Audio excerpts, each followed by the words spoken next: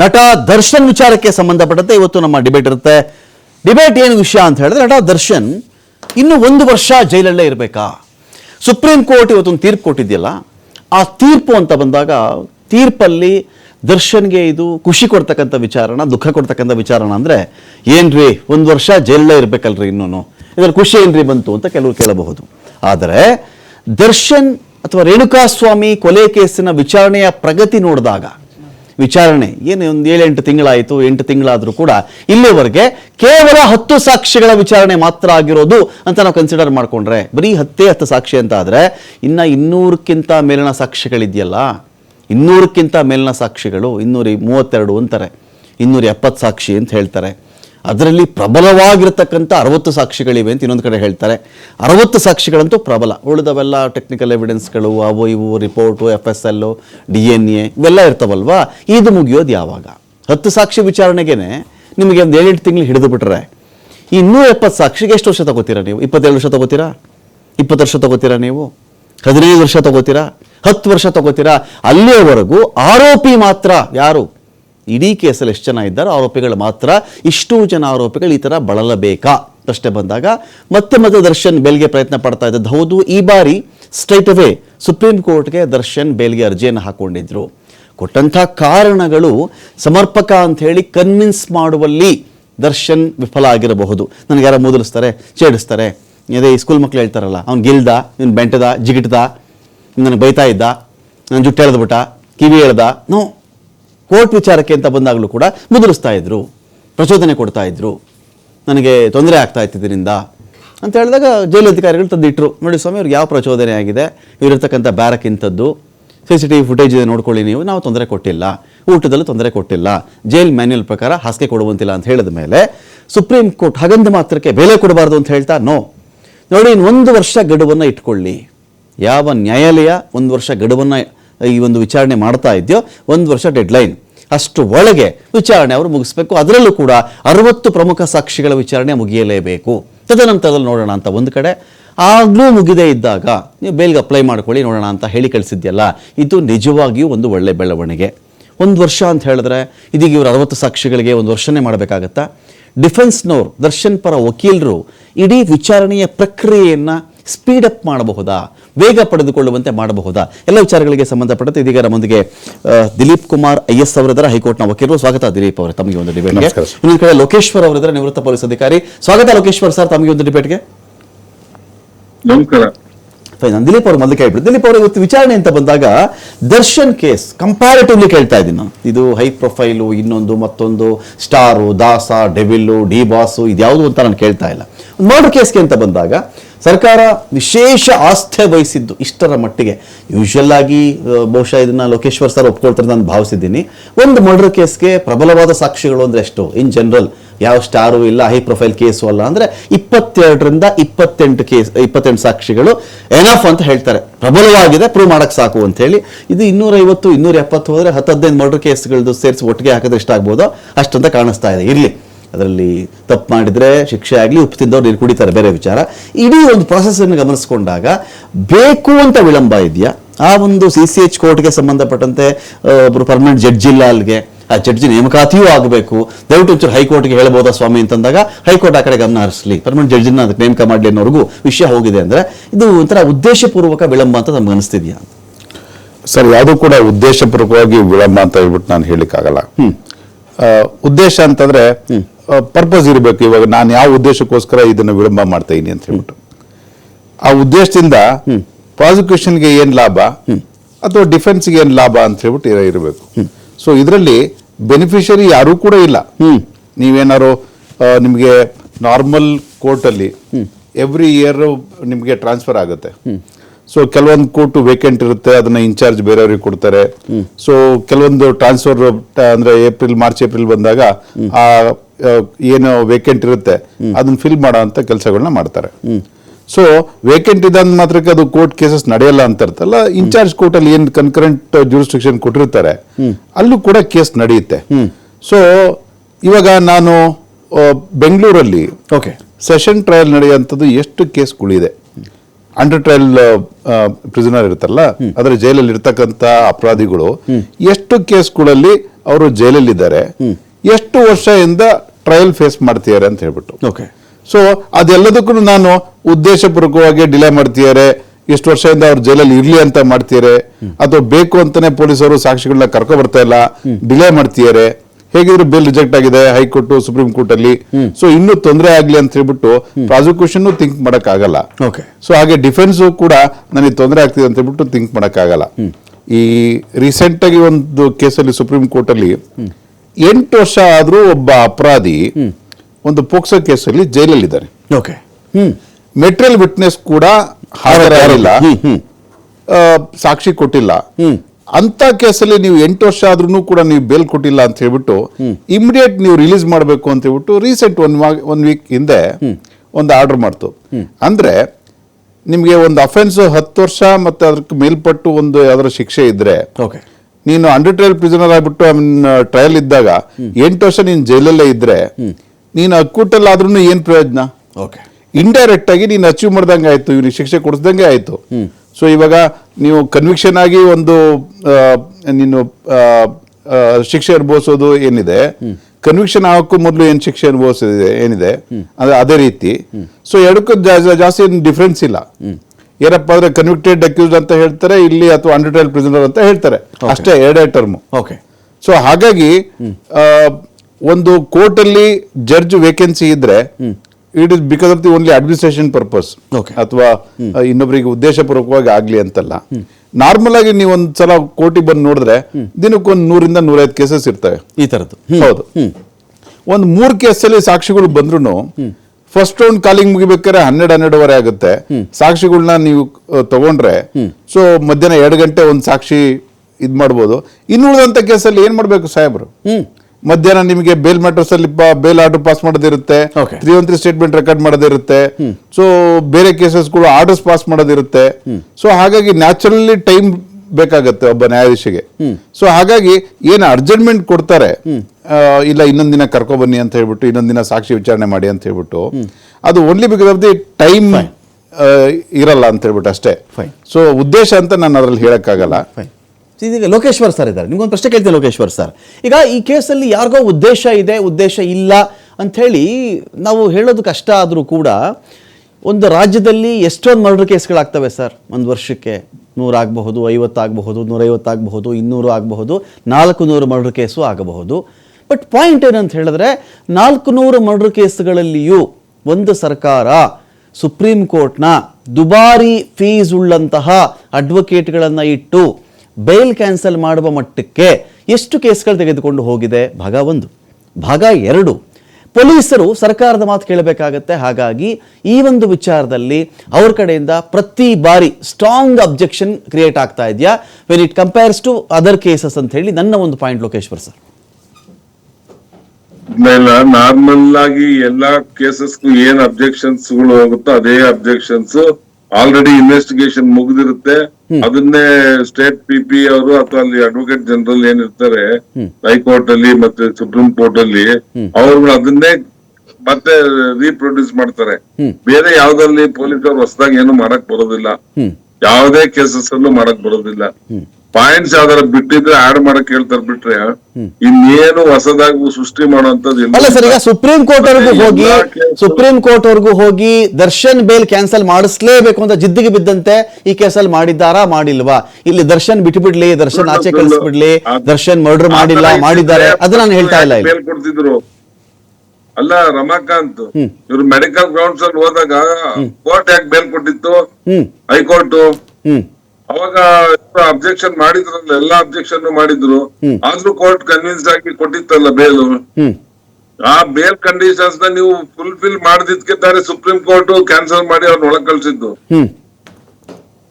ಹಾಗಾಗಿ bale matters ಅಲ್ಲಿ court ಜಿನೈನಿಟಿ ನೋಡುತ್ತೆ, ಅವನಿಂದ ತೊಂದರೆ ಇಲ್ವಾ ಇನ್ವೆಸ್ಟಿಗೇಷನ್ಗೆ, ಟ್ರಯಲ್ಗೆ ಇದೆ ಅನ್ನೋದು ಅಷ್ಟೇ ನೋಡೋದು, ಬೇರೆ ಏನನ್ನು ಅದ್ ಮಾಡೋದಿಲ್ಲ. ಈಗ ಈ ತೊಂದರೆ ಅಂತ ವಿಷಯ ಹೇಳಿದ್ರಿ ಲೋಕೇಶ್ವರ್ ಸರ್, ತೊಂದರೆ ಅಂತ ವಿಷಯ ಹೇಳಿದ್ರಿ.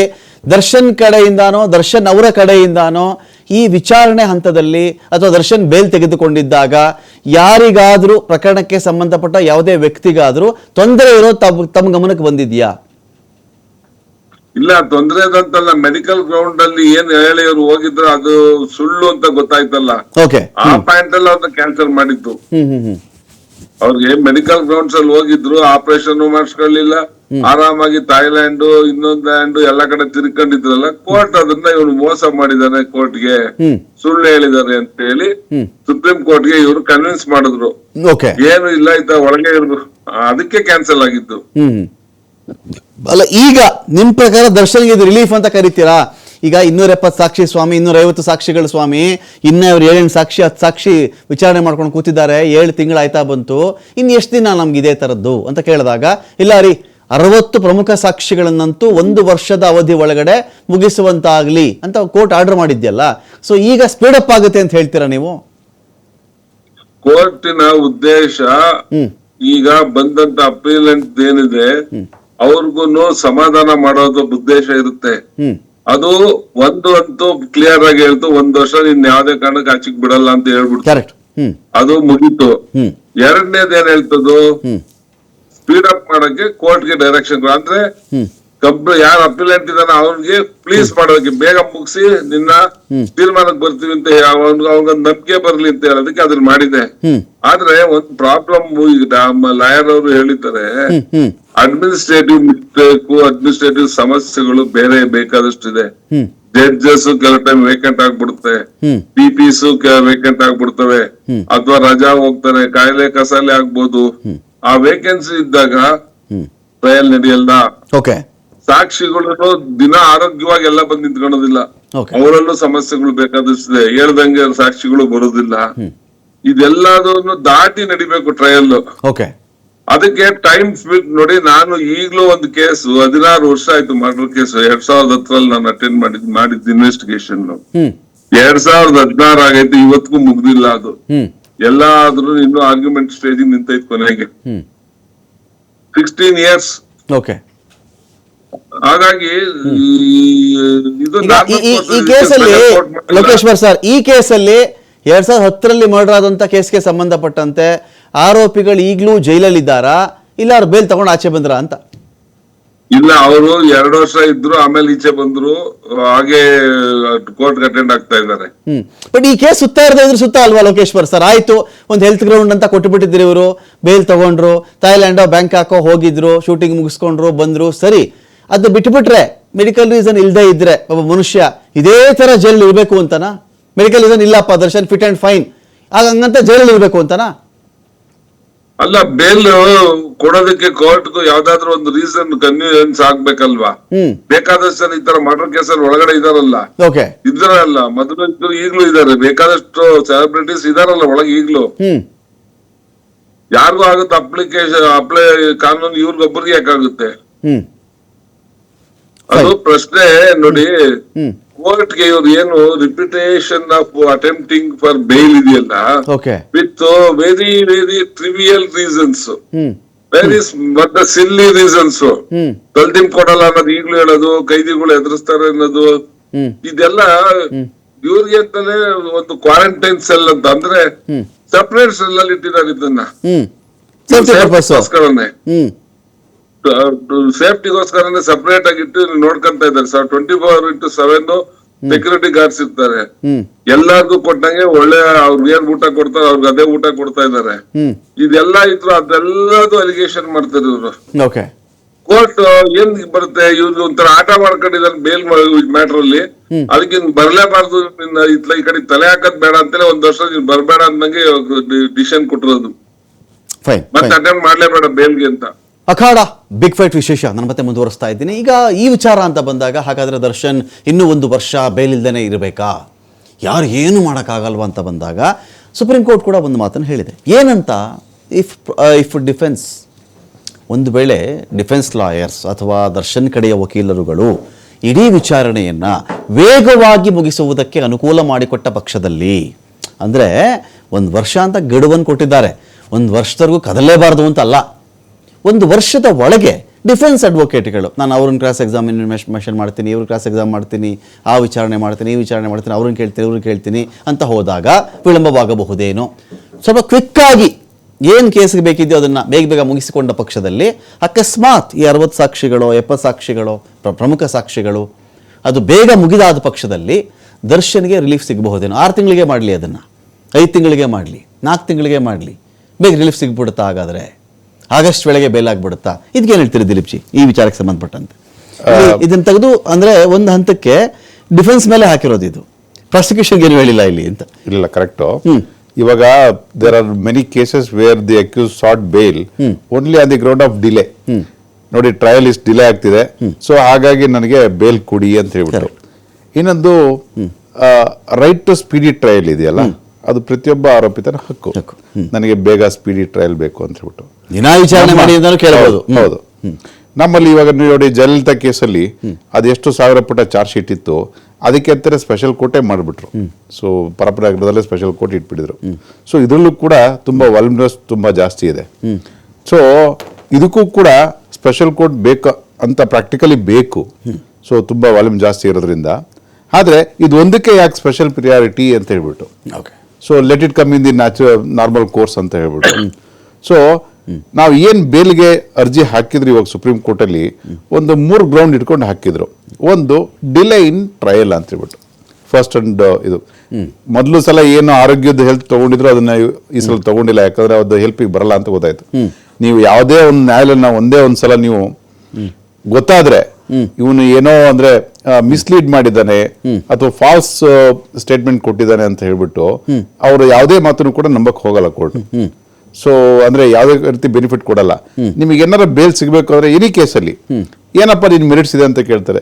If there is a slightest doubt in the case of the prosecution, ಅಂತ ಸಂದರ್ಭದಲ್ಲಿ ಕೂಡ ಬೇಲ್ ಕೊಡೋ ಚಾನ್ಸಸ್ ಇದ್ದೇ ಇರುತ್ತೆ. ಇವನ್ ನಮ್ಮ ಹೈಕೋರ್ಟ್ ಕೂಡ ಸುಮಾರು 1000 ಕೇಸಲ್ಲಿ ಬೇಲ್ ಕೊಟ್ಟಿದೆ. ಬೇಲ್ ಕೊಟ್ಟಿಲ್ಲ ಅಂತಲ್ಲ, ಅಥವಾ ಬೇಲ್ ಕೊಡಬಾರ್ದು ಅಂತಲ್ಲ. ನಾವು ಇವಾಗ justice is ಹರಿಡ್, justice is buried ಅಂತ ನೀವು ಎಷ್ಟು ಇವತ್ತು 1 ತಿಂಗಳಲ್ಲೇ ಮುಗಿಸಿ ಅಂತ ಹೇಳ್ತೀರಾ, ಅದು ನ್ಯಾಯ ನಿಜವಾಗ್ಲೂ ಸಿಗಲ್ಲ. ಜಸ್ಟಿಸ್ ಡಿಲೈಡ್ ಮೀನ್ಸ್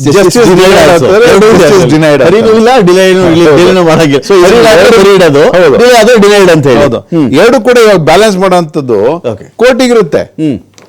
ಇವಾಗ 17 ಜನ ಆರೋಪಿತರು, 17 ಜನ ಕ್ರಾಸ್ ಎಕ್ಸಾಮಿನೇಷನ್ ಮಾಡಬೇಕು, ಎಲ್ರೂ ಹಕ್ಕಿದೆ.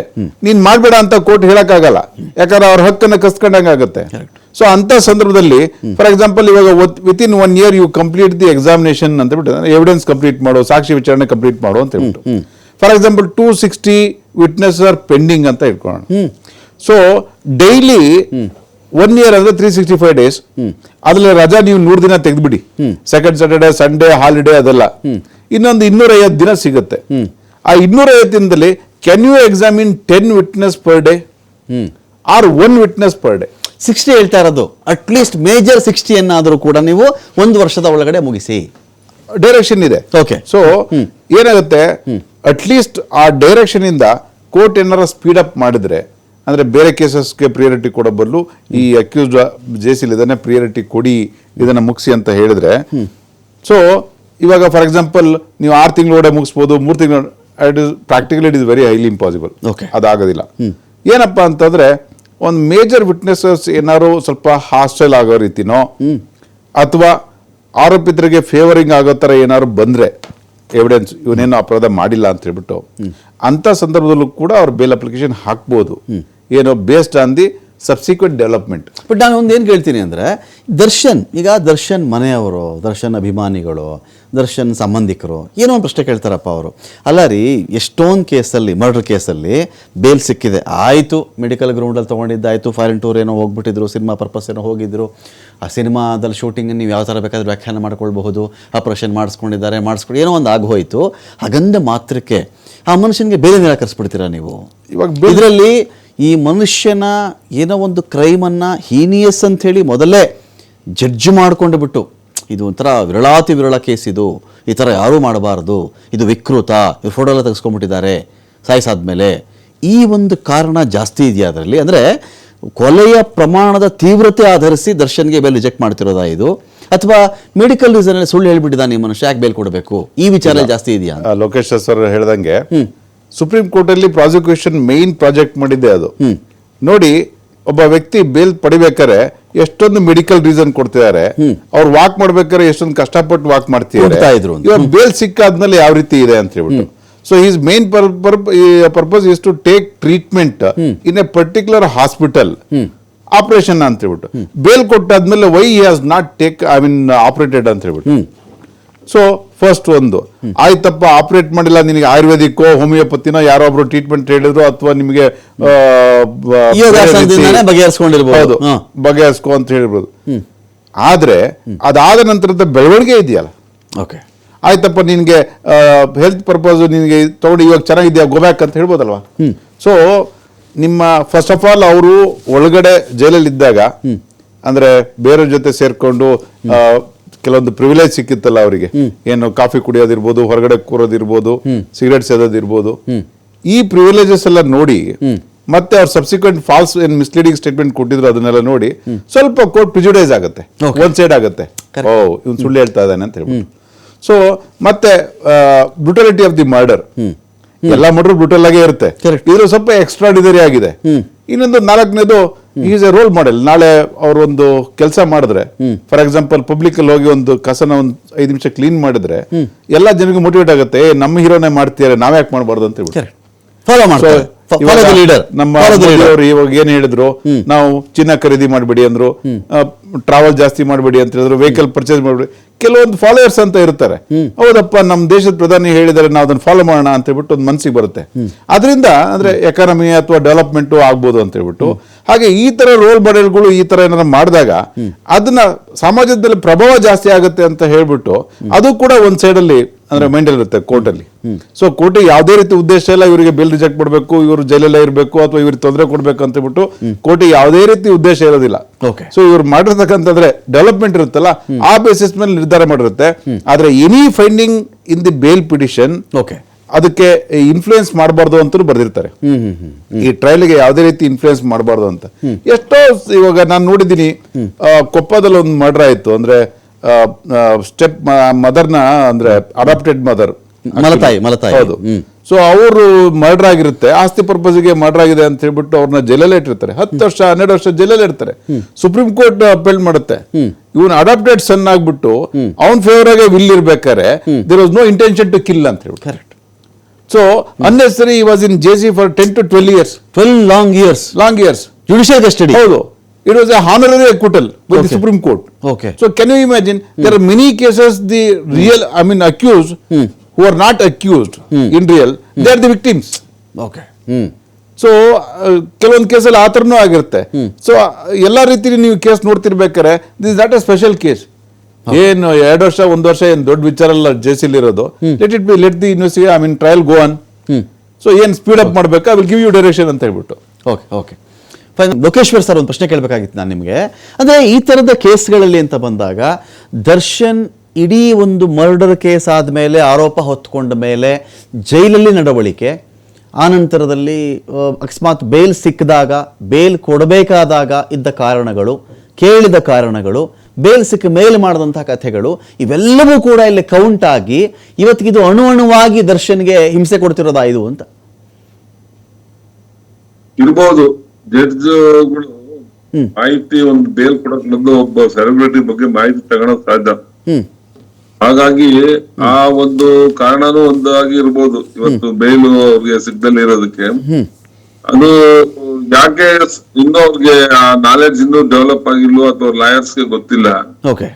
ಅವ್ರನ್ನ ಸ್ವಲ್ಪ ಬಿಡ್ಬೇಕು ಫ್ರೀ ಆಗಿ. ಈಗ ಸ್ವಲ್ಪ ಬಿಟ್ಟು ಕೋರ್ಟ್ಗೂ ಸಮಾಧಾನ ಆಗ್ಬೇಕು, ಇವ್ರು ಅವಶ್ಯಕತೆ ಇದೆ ಬೇಲ್ ಕೊಡೋದು ಅನ್ನಂಗೆ ಆಗ್ಬೇಕು. ಅದನ್ನ ಅವಕಾಶ ಕೊಡ್ತಾನೆ ಇಲ್ಲ. ಇವ್ರು ಏನ್ ಮಾಡ್ತಾರೆ, ಬರೀ ಜೈಲ್ ಅಥಾರಿಟೀಸ್ ಮೇಲೆ, ಆಮೇಲೆ ಸಹ ಕೈದಿಗಳ ಮೇಲೆ ಇಂಥವೆಲ್ಲ ಅಲಿಗೇಷನ್ಸ್ ಕೋರ್ಟ್ ಅಷ್ಟು ಸುಲಭವಾಗಿ ಒಪ್ಪೋದಿಲ್ಲ. ಯಾಕಂದ್ರೆ ಎಲ್ಲಲ್ಲಿ ಡಾಕ್ಯುಮೆಂಟೇಶನ್ ಇರುತ್ತೆ, CCTV ಕ್ಯಾಚರ್ ಕ್ಲಿಪ್ಪಿಂಗ್ಸ್ ಇರ್ತವೆ. ಹೆಂಗೆ ಇವ್ರು ಅದನ್ನೆಲ್ಲ ಪ್ರೂವ್ ಮಾಡ್ಕೊಂತಾರೆ. ಹಾಗಾಗಿ ಕೋರ್ಟ್ಗೆ ಇವರು ಸುಮ್ನೆ ಬೇಲ್ ಹಾಚಿಕೋಬೇಕು. ಇದೊಂದೇ ಪ್ರಶ್ನೆ. ಸತ್ತಿರೋರ್ ಮನೆಯವ್ರದ್ದು ಇನ್ನೊಂದು ಕೇಳ್ತೀರಿ ಲೋಕೇಶ್ವರ್ ಸರ್.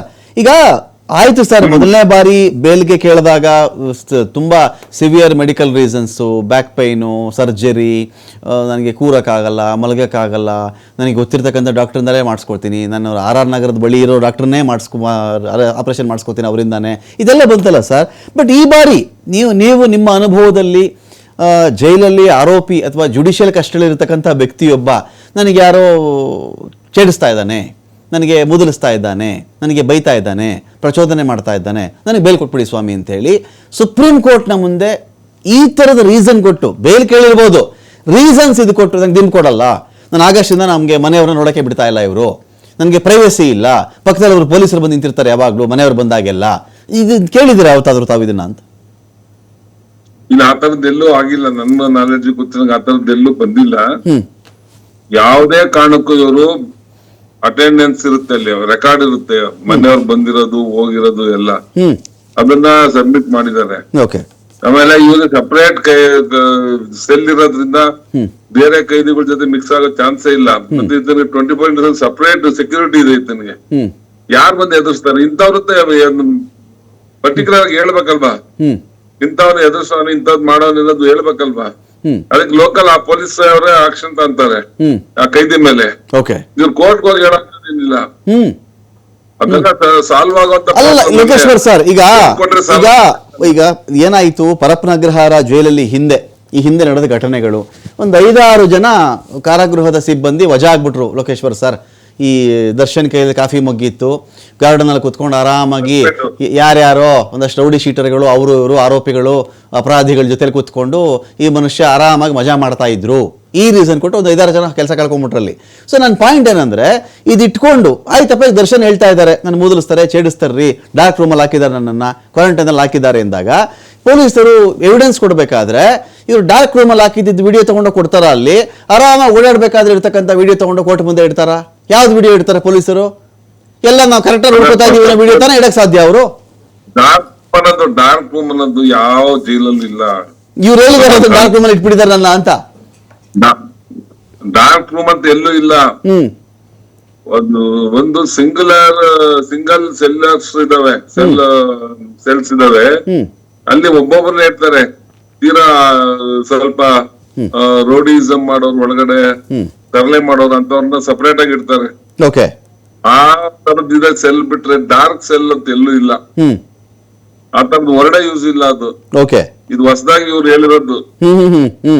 ಹಂಗಾಗಿ ಕೋರ್ಟ್ ಅದನ್ನ ಒಪ್ಪಲ್ಲ. ಯಾಕಂದ್ರೆ ನಿಮ್ಗೆ ಗೊತ್ತಿದೆಯಾ ಇಲ್ವೋ, ಎವ್ರಿ 6 months ಅಥವಾ ಇಯರ್ಲಿ jurisdiction judge ಏನಿದ್ದಾರೆ, ಈ ವಿಸಿಟ್ಸ್ ಟು ದಿ ಜೈಲು, ಈ ವೆರಿಫೈಸ್ ದಿ ಫೆಸಿಲಿಟೀಸ್. ಅದು one of the duty of the each. ಇದು ಏನು ಲಿಮಿಟ್ ಜಡ್ಜ್ಗೆ ಅದೊಂದು ಡ್ಯೂಟಿ, ನಿಮ್ಗೆ ಗೊತ್ತಿರ್ಲಿ. ಅದು ಕಂಪಲ್ಸರಿ ಅವ್ರು ವಿಸಿಟ್ ಮಾಡಬೇಕು. ಅಲ್ಲಿಯ ಸಿಚುಯೇಷನ್, ಕೈದಿಗಳ ಕಷ್ಟ ಸುಖ ಕೇಳಿ ರೆಕಾರ್ಡ್ ಮಾಡಿ ಅವ್ರಿಗೆ ಏನೋ ಅವಶ್ಯಕತೆ ಇದ್ರೆ ಅದನ್ನೆಲ್ಲ ತೀರ್ಸೋದು ಮಾಡೋದು ಎಲ್ಲ ಆ ಜ್ಯೂರಿಸ್ಡಿಕ್ಷನ್. ಲೋಕೇಶ್ವರ್ ಸರ್, ಈಗ ವಿಸಿಟ್ ಅದೆಲ್ಲೇ ಆಗ್ಲಿ ಸರ್, ಬಸ್ಸಲ್ಲಿ ಅದು ಚೆಕಿಂಗ್ ಇನ್ಸ್ಪೆಕ್ಟರ್ ಯಾವಾಗಾದ್ರೂ ಎಂಟ್ರಿ ಆಗ್ಲಿ, ಅದಕ್ಕಿಂತ ಮುಂಚೆ ಎಲ್ಲ ಚೆನ್ನಾಗಿರೋ ತರ ವ್ಯವಸ್ಥೆ ಮಾಡ್ಕೋತಾರೆ. ಇನ್ನೊಂದ್ ಕಡೆ ಚೆಕ್ ಮಾಡಿದ್ರೆ ಶಾಲೆಗಳಿಗೆ ಆ ತರದೊಂದು ವಿಸಿಟ್ ಇರ್ತದೆ, ಮಕ್ಕಳೆಲ್ಲ ಚೆನ್ನಾಗಿ ನೋಡ್ಕೋತಾ ಇದೀವಿ, ಎಲ್ಲ ಬುದ್ಧಿವಂತರಾಗಿದ್ದಾರೆ, ವಿದ್ಯೆ ಕಲಿತಾ ಇದ್ದಾರೆ, ಈ ತರ ಒಂದು ವ್ಯವಸ್ಥೆ ರೆಡಿ ಮಾಡ್ಬಿಡ್ತಾರಲ್ಲ, ಬರ್ತಾರೆ ಅಂತ ಗೊತ್ತಾದ ತಕ್ಷಣ ಮಾಡ್ಬಿಡ್ತಾರಲ್ಲ ಇದನ್ನ ಅಂತ. ಇಲ್ಲ, ನೀವು ತಪ್ಪು. ಕೆಲವು ಜಡ್ಜಸ್ಗಳಿಗೆ ಆತರ ಇಂಟಿಮೇಶನ್ ಕೊಟ್ಟು ಹೋಗೋದು ಅದೆಲ್ಲ ಮಾಡಿರ್ಬೋದು. ಆದ್ರೆ ಕೆಲವು ತುಂಬಾ ಸ್ಟ್ರಿಕ್ಟ್ ಜಡ್ಜಸ್ ಇದ್ರು. ನಾನು ಬೆಂಗಳೂರು ಡಿಸ್ಟ್ರಿಕ್ಟ್ ಅಲ್ಲಿ ಇದ್ದಾಗ ಶ್ರೀಧರ್ ಅಂತ ಹೇಳಿ ಸೆಷನ್ ಜಡ್ಜ್ ಇದ್ರು. ಅವ್ರು ಸಡನ್ ಆಗಿ ಈವನ್ ಪೊಲೀಸ್ ಸ್ಟೇಷನ್ಸ್ಗೆ ವಿಸಿಟ್ ಮಾಡೋರು, ಕೋರ್ಟ್ಗಳಿಗೆ ಹೊರಟೋಗೋರು, ಕೆಳಗಡೆ ಕೋರ್ಟ್ಗಳಿಗೆ, ಈವನ್ ಜೈಲ್ಗಳಿಗೆಲ್ಲ ಹೋಗಿ ವಿಸಿಟ್ ಮಾಡೋರು, ಸರ್ಪ್ರೈಸ್ ವಿಸಿಟ್ಸ್, ಆಕ್ಷನ್ಸ್ ಗಳು ತಗೊಂಡಿದ್ದಾರೆ, ನಾನೇ ನೋಡಿದೀನಿ. ಹಾಗಾಗಿ ಆ ತರದ್ದೆಲ್ಲ ಯಾರೋ ಒಬ್ಬ ಇಬ್ರು ಯಾರೋ ಜಡ್ಜಸ್ ಇಂಟಿಮೇಶನ್ ಕೊಟ್ಟು ಹೋಗಿ ನೋಡೋದು ಮಾಡೋದು ವಿಚಾರ ಬೇರೆ. ಬಟ್ ಎಲ್ಲಾ ಜಡ್ಜಸ್ ಹಂಗ್ ಮಾಡಲ್ಲ. ಈಗ ಎಲ್ಲಾರ್ಗು ಭಯ ಇದೆ, ಇವೆಲ್ಲ ನೋಟಿಸ್ ಆಗುತ್ತೆ, ನಾಳೆ ನಮಗ್ ತೊಂದ್ರೆ ಆಗುತ್ತೆ ಅಂತ. ಹಾಗಾಗಿ ಆ ತರದ ಪ್ರಶ್ನೆ ಇಲ್ಲ. ಪ್ರತಿಯೊಂದು ಸ್ಟೇಜ್ ಅಲ್ಲೂ ಎಲ್ಲದಕ್ಕೂ ವ್ಯವಸ್ಥೆ ಇದೆ. ನಿಮ್ಮ ನೀವು ಯಾರು ಮೀಡಿಯಾದವ್ರಿಗೆ ಸುಮ್ನೆ ಕೂತ್ಕೊಂತೀರಾ? ಯಾವ ಜೈಲಲ್ಲಿ ಏನಾಗ್ತಾ ಐತೆ, ಯಾವ ಪೊಲೀಸ್ ಸ್ಟೇಷನ್ ಅಲ್ಲಿ ಏನಾಗ್ತಾ ಐತೆ, ಯಾವ ಆಫೀಸಲ್ಲಿ ಏನಾಗ್ತಾ ಐತೆ ಅಂತ ದಿನ ಹುಡುಕ್ತೀರಾ. ನೀವು ಬಿಡಲ್ಲ, ಪಬ್ಲಿಕ್ ಸುಮ್ನೆ ಕೂತ್ಕೊಂತಾರ, ಅವ್ರಂತರ ಹುಡುಕ್ತಾರೆ. ಒಳಗಡೆ ಇರೋ ಸಿಬ್ಬಂದಿಗಳು ಫೇವರ್ ಸಿಗ್ದಿದ್ದವರು, ಅವರು ಅಧಿಕಾರಿಗಳ ಮೇಲೆ ಅವ್ರ ಮೇಲೆ ಏನಾದ್ರು ಅದನ್ನ ಹೊರಗೆ ತಂದು ಅವ್ರು ತೊಂದ್ರೆ ಮಾಡಕ್ಕೋಸ್ಕರ ಅವ್ರು ಕಾಯ್ತಿರ್ತಾರೆ.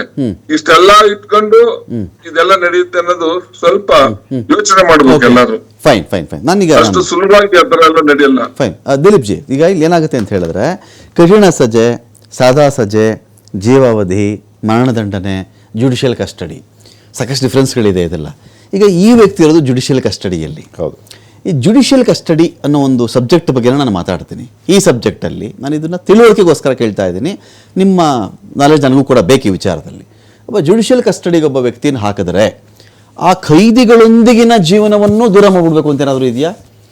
ಅವರು ಜೀವಾವಧಿ ಶಿಕ್ಷೆ ಅನುಭವಿಸಿಲ್ಲ, ನ್ಯಾಯಾಂಗ ಬಂಧನದಲ್ಲಿ ಇರ್ತಕ್ಕಂಥ ವ್ಯಕ್ತಿಗಳು ಒಂದೇ ಒಂದು 5-6 ಜನ ಇರಬಹುದು. ಆ ಮನುಷ್ಯನಿಗೆ ಏನೋ ಮಾತಾಡಬೇಕು ಅನಿಸುತ್ತೆ. ನಾನು ಸುಖಲೋಲುಪ ಜೀವನವನ್ನು ಕೊಟ್ಟುಬಿಡಿ, ಆತನಿಗೆ ಸುಖದ ಸುಪ್ಪತ್ತಿಗೆಲ್ಲ ಕೂರಿಸ್ಬಿಡಿ ಅಂತ ಹೇಳ್ತಾ ಇಲ್ಲ. ಈ ಬಹುಶಃ ದರ್ಶನ್ ಕೇಳಿರೋದ್ರಲ್ಲಿ ಇದು ಒಂದು ಆ್ಯಂಗಲ್ ಇದೆ.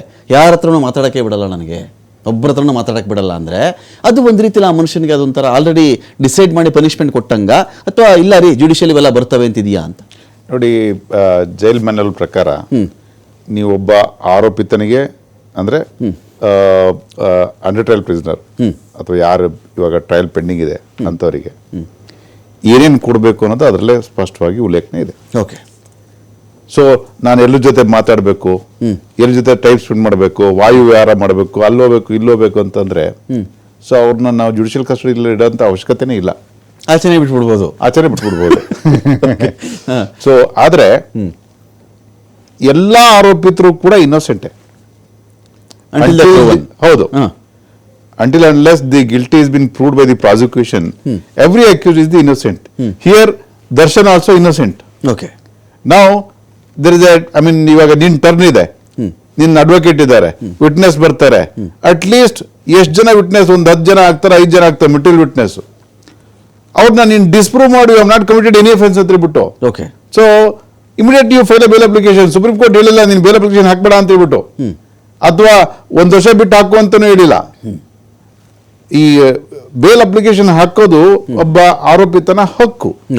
ಅಂದ್ರೆ successive bail petition is not maintainable unless there is a change circumstance ಅಂತ ಹೇಳ್ತಾರೆ. What is change circumstance? ಇವಾಗ ನಾವು ಮೆಟೀರಿಯಲ್ ವಿಟ್ನೆಸ್ ಎಕ್ಸಾಮಿನ್ ಮಾಡಿದೀವಿ, ಅದ್ರಲ್ಲಿ ನನ್ನ ಮೇಲೆ ಏನೋ ಆರೋಪ ಇಲ್ಲ. ಮೋಸ್ಟ್ಲಿ 161 ಸ್ಟೇಟ್ಮೆಂಟ್ ಅಲ್ಲಿ ಆರೋಪ ಇರುತ್ತೆ. ಕಾಂಟ್ರಡಿಕ್ಟರಿ ಟು 161 ಸ್ಟೇಟ್ಮೆಂಟ್ ಯಾರೋ ಎವಿಡೆನ್ಸ್ ಬಂದಿದ್ರೆ ಯಾಕಂದ್ರೆ ಇನ್ನೋಸೆಂಟ್ ಅಲ್ವಾ? ಸೊ ಅದ್ರ ಬೇಸಿಸ್ ಮೇಲೆ ಅವ್ರು ಕ್ರಾಸ್ ಮಾಡಿರ್ತಾರೆ. ಸೊ ಅಂದ್ರೆ ಡಿಸ್ಪ್ರೂವ್ ಮಾಡ್ಲಿಕ್ಕೆ. So he can also file a bale application immediately. Even after 1 month ಆದ್ಮೇಲೆ ಹಾಕ್ಬೋದು, 2 ಮಂತ್ ಆದ್ಮೇಲೆ ಹಾಕ್ಬೋದು, 3 ಮಂತ್ಸ್ ಆದ್ಮೇಲೆ ಹಾಕ್ಬೋದು. ಸೊ ಸುಪ್ರೀಂ ಕೋರ್ಟ್ ಏನ್ ಹೇಳ್ತೆ, ಇನ್ ಕೇಸ್ ಏನಾದ್ರು 1 ವರ್ಷ ಆದ್ರೂ ಕೂಡ ಈ ಏನ್ ನನ್ನ ಡೈರೆಕ್ಷನ್ ಇದೆ to record the evidence of all the witnesses ಅಂತ ಸಂದರ್ಭದಲ್ಲೂ ಕೂಡ ಹಿ ಕ್ಯಾನ್ ಕಮ್ ಬ್ಯಾಕ್ ಅಂತ ಹೇಳ್ಬಿಟ್ಟು. Okay. But it will not restrict him to file a bail application immediately if there is any change circumstance. Lokeshwar sir, ಇದೇ Darshan bale ಅರ್ಜಿ ಹಾಕಬೇಕಾದ್ರೆ ಬೇರೆ ಆರೋಪಿಗಳು ಛೇಡಿಸ್ತಾ ಇದ್ದಾರೆ, ನನಗೆ ಪ್ರಾಣ ಬೆದರಿಕೆ ಹಾಕಿದ್ದಾರೆ ಅಂತ ಹೇಳ್ತಿರೋದಿಲ್ಲಿ. ಈಗ ಆಚೆ ಈಗ ಲೋಕೇಶ್ವರ್ ಸಾರು ಒಂದು ಠಾಣಾಧಿಕಾರಿ ಇರ್ತಾರೆ, XYZ ಅನ್ನೋ ಪ್ರಶ್ನೆ ಒಬ್ಬ ವ್ಯಕ್ತಿ ಬರ್ತಾನೆ, ಸರ್ ನನಗೆ ಇವನು ಸಾಯಿಸ್ಬಿಡ್ತೀನಿ ಅಂತ ಹೇಳ್ದ, ರೋಡಲ್ಲಿ ಬಂದಿದ್ದ, ನನಗೆ ಚಾಕು ತೋರಿಸ್ತಾನೆ, ನನಗೆ ಗನ್ ತೋರಿಸ್ಬಿಟ್ಟ, ಮಚ್ಚಿ ತೋರಿಸ್ತಾನೆ, ನನಗೆ ಜೋರಾಗಿ ನನಗೆ ಹೆದರ್ಸ್ಬಿಟ್ಟಿದ್ದಾನೆ ಸರ್ ಅಂತ ಹೇಳ್ತೀನಿ. ಓಕೆ, ಹೌದೇನಪ್ಪ, ಯಾವಾಗ ಬಂದಿದ್ದ, ಯಾವ ಗಾಡೀಲಿ ಬಂದಿದ್ದ, ಗಾಡಿ ನಂಬರ್ ಏನು, ಯಾವ ಥರ ಇದ್ದ, ಅವನ ಹೆಸರು ಗೊತ್ತಾ, ಏನು ಗೊತ್ತಾ, ನೀವು ಲೋಕೇಶ್ವರ ಸರ್ ಕೇಳ್ತೀರಿ ಠಾಣಾಧಿಕಾರಿಗಳು. ಈಗ ದರ್ಶನ್ಗಲ್ಲಿ ಯಾರೋ ನೀನು ಮುಗಿಸ್ಬಿಡ್ತೀವಿ ಕಣೋ, ನೀನು ಎತ್ಬಿಡ್ತೀವಿ ಕಣೋ, ಹಾಗೆ ಮಾಡಿಬಿಡ್ತೀವಿ ಹೀಗೆ ಮಾಡಿಬಿಡ್ತೀವಿ ಅಂತ ಒಂದಷ್ಟು ಕೈದಿಗಳ ಗುಂಪ ಬಂದು ಹೇಳ್ಬಿಟ್ಟಿದ್ರೆ ಏನು ಸಾಕ್ಷಿ ಕೊಡ್ಬೇಕು ದರ್ಶನ್ ಇವಾಗ ಈ ಕೇಸ್ಗೆ? ಪ್ರಾಣ ಬೆದರಿಕೆ ಎಲ್ಲಪ್ಪ ಆಯಿತು ಅಂತ ಹೇಳಿದ್ರೆ ಏನು ಹೇಳ್ಬೇಕು? ಇದಕ್ಕೆ ಸನ್ನೆ ಮಾಡಿರ್ಬೋದು, ಬೈದ್ಬಿಟ್ಟು ಹೋಗ್ಬಿಟ್ಟಿರ್ಬೋದು ಅವರು. ಏನ್ ಸಾಕ್ಷಿ ಕೊಡೋದಕ್ಕೆ ದರ್ಶನ್ ಇದಕ್ಕೆ?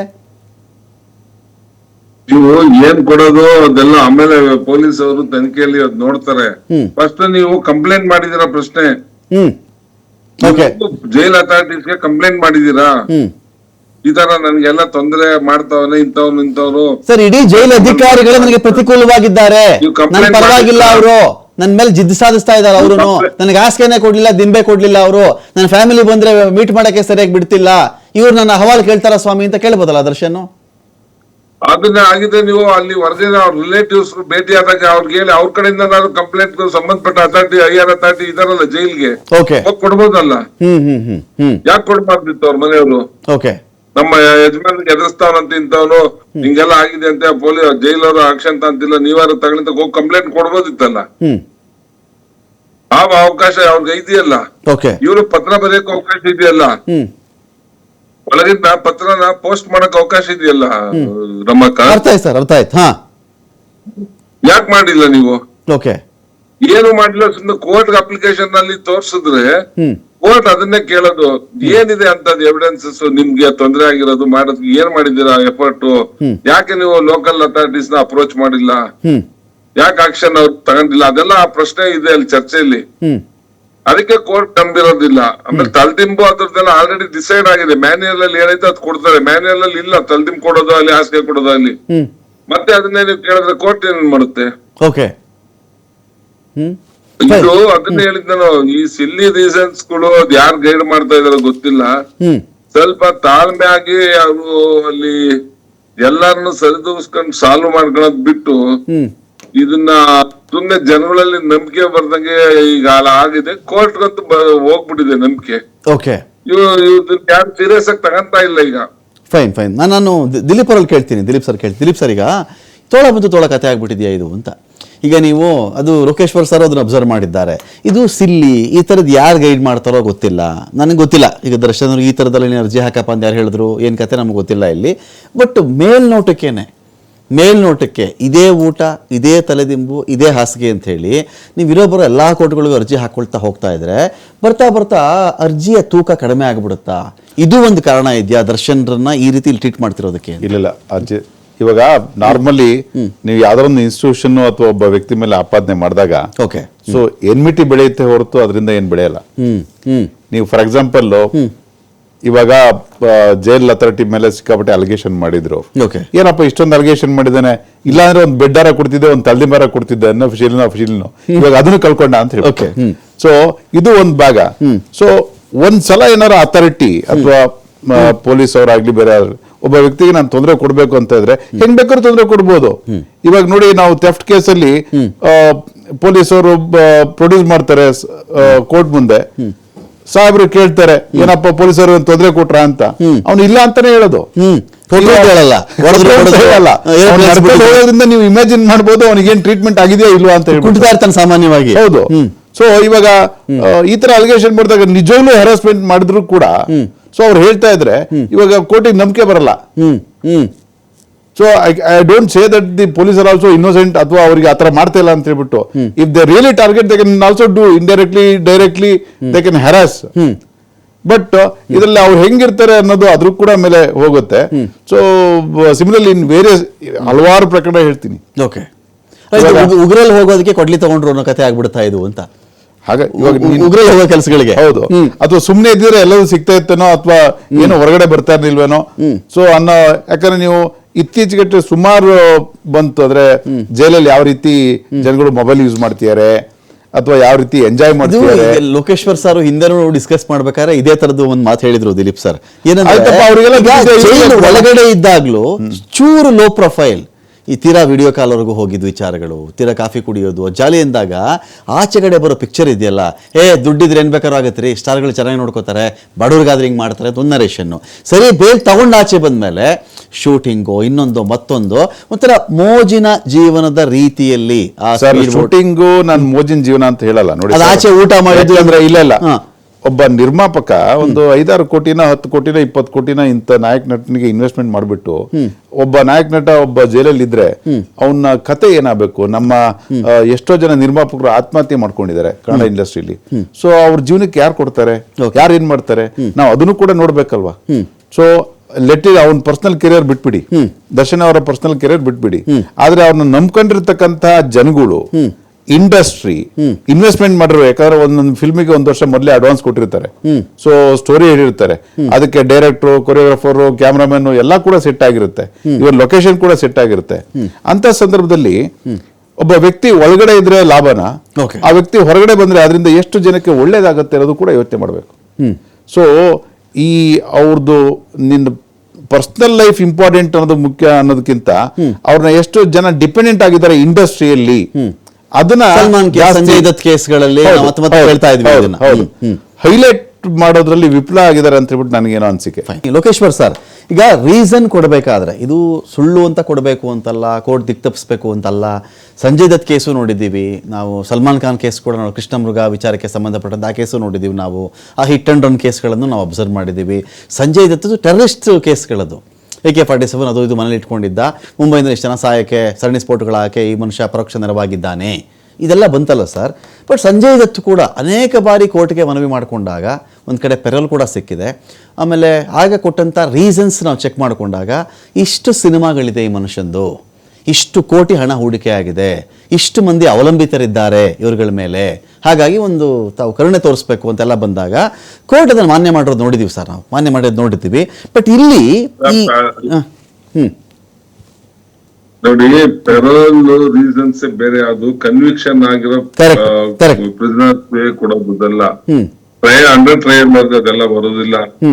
ಅವನು ಟ್ರಯಲ್ ಟೈಮ್ ಅಲ್ಲಿ ಅವನು ಬೇಲ್ ಅವನು ಸಿಗೋದಿಲ್ಲ, 2 ವರ್ಷ 3 ವರ್ಷ ಜೈಲಲ್ಲೇ ಇರ್ತಾನೆ ಅವನು. ಸುನಿಲ್ ದತ್ತು ಕನ್ವಿಕ್ಷನ್ ಆದಾಗ ಪೆರೋಲ್ ಗಳಿಗೆ ಹೋಗಕ್ ಅವಕಾಶ ಇದೆ, ಕೊಡ್ತಾರೆ. ಅದು ಜೈಲ್ ಅಥಾರಿಟೀಸ್ ರೆಕಮೆಂಡ್ ಮಾಡಿ ರಿಕ್ವೆಸ್ಟ್ ಮೇಲೆ ಕೋರ್ಟ್ ಆರ್ಡರ್ ಮಾಡುತ್ತೆ, ಅವ್ರು ಕೊಡ್ಬೋದು. ಅದು ಇದಕ್ಕೂ ಸಂಬಂಧ ಆಗಲ್ಲ. ಇಲ್ಲಿ ನಾವು ಒಂದ್ ಯೋಚನೆ ಮಾಡ್ಬೇಕು ರಮಾಕಾಂತ್, ನೀವು ಬರೇ ಈ ಅಪರಾಧಿಯ ಫೆಸಿಲಿಟಿ, ಅಪರಾಧಿಯಿಂದ ಆಗೋ ಪರಿಣಾಮಗಳು ಮೇಲೆ ಅದು ಇದು ಯೋಚನೆ ಮಾಡ್ತಾ ಇದೀವಿ ನಾವು. ಇಲ್ಲಿ ನಮ್ಮ ಸಮಾಜ ಇವತ್ತು ಒಂದು ಕೇಸ್ ಅಲ್ಲಿ FIR ಹಾಕದೆ ತುಂಬಾ ದೊಡ್ಡ ವಿಚಾರ ಅಂತ ತಿಳ್ಕೊಂಡ್ರು ಸಮಾಜ, ಕರೆಕ್ಟ್.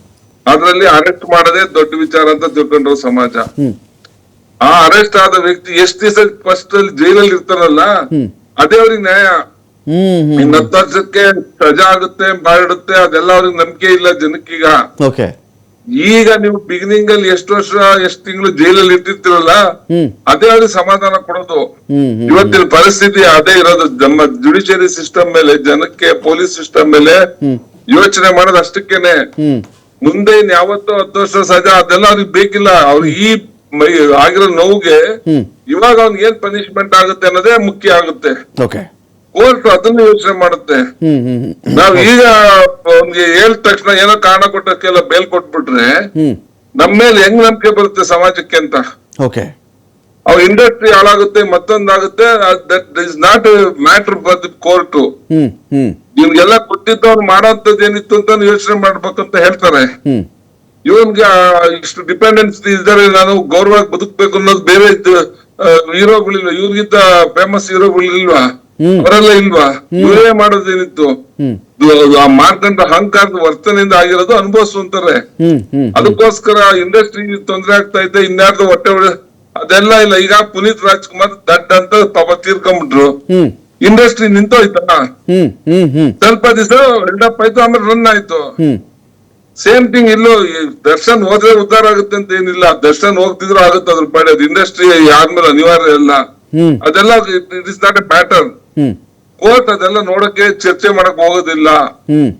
ಕೋರ್ಟ್ ಸತ್ತಿರೋ ವಿಕ್ಟಿಮ್ಗೆ ಎಷ್ಟರ ಮಟ್ಟಿಗೆ ನಾನು ಜಸ್ಟಿಫಿಕೇಶನ್ ಮಾಡಬಹುದು ಅನ್ನೋದು ಅಷ್ಟೇ ಇಂಪಾರ್ಟೆಂಟ್ ಇರುತ್ತೆ. ಅದಕ್ಕೆ ಬೇಲ್ ಮ್ಯಾಟರ್ಸ್ ಅಲ್ಲಿ ಸ್ವಲ್ಪ ಯೋಚನೆ ಮಾಡಿ ಕೊಡೋದು, ಅದು ನಾವು ಯೋಚನೆ ಮಾಡ್ಬೇಕಿಲ್ಲಿ.